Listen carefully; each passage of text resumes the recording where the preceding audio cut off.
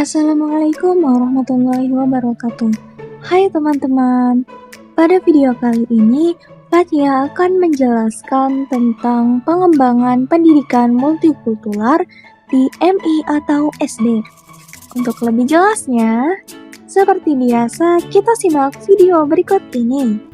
Sekolah adalah rumah kedua bagi anak-anak.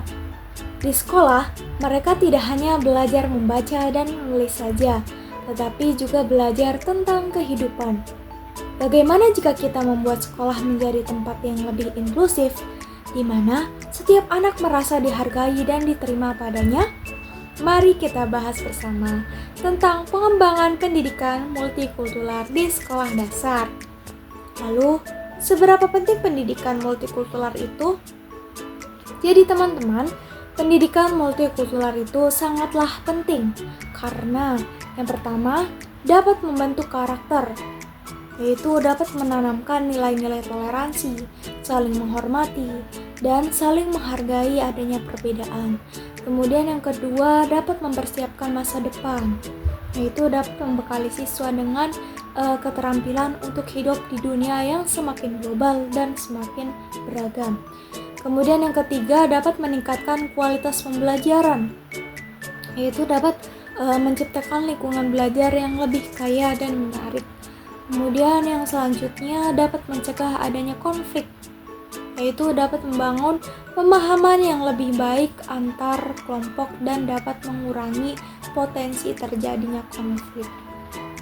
Nah teman-teman, dalam mengembangkan pendidikan multikultural itu tentunya kita akan menghadapi beberapa tantangan, seperti misalnya kurangnya kesadaran. Tidak semua guru dan orang tua dapat menyadari pentingnya pendidikan multikultural. Kemudian tantangan yang kedua, kurangnya sumber daya. Jadi masih terbatasnya bahan ajar dan fasilitas yang mendukung dalam melakukan pembelajaran multikultural. Kemudian tantangan yang ketiga, ada perbedaan latar belakang. Jadi siswa itu dalam sekolah banyak siswa yang memiliki latar belakang budaya, sosial, dan ekonomi yang beragam.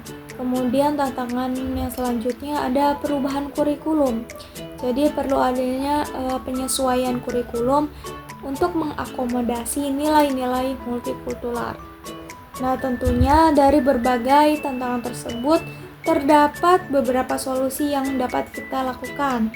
Seperti yang pertama, melakukan pelatihan guru, yaitu dengan memberikan pelatihan kepada guru tentang konsep dan strategi pembelajaran multikultural.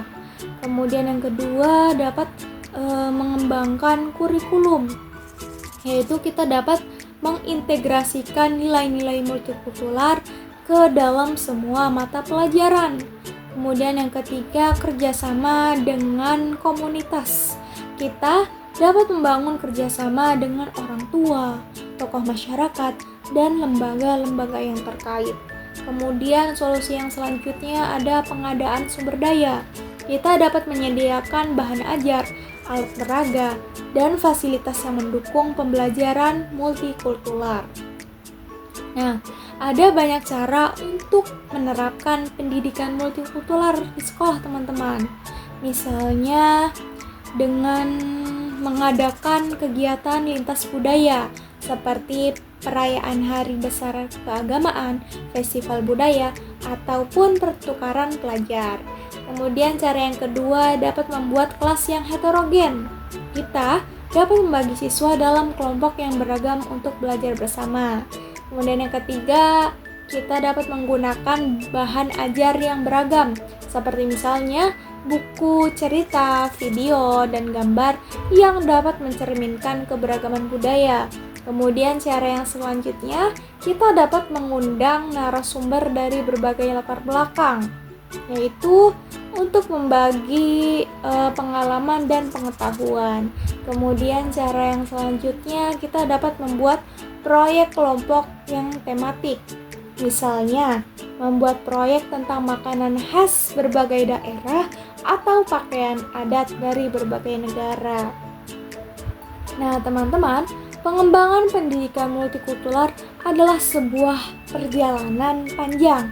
Namun, dengan kerjasama semua pihak, kita bisa menciptakan sekolah yang lebih inklusif dan menjadikan tempat di mana anak merasa berharga dan memiliki kesempatan yang sama untuk dapat berkembang.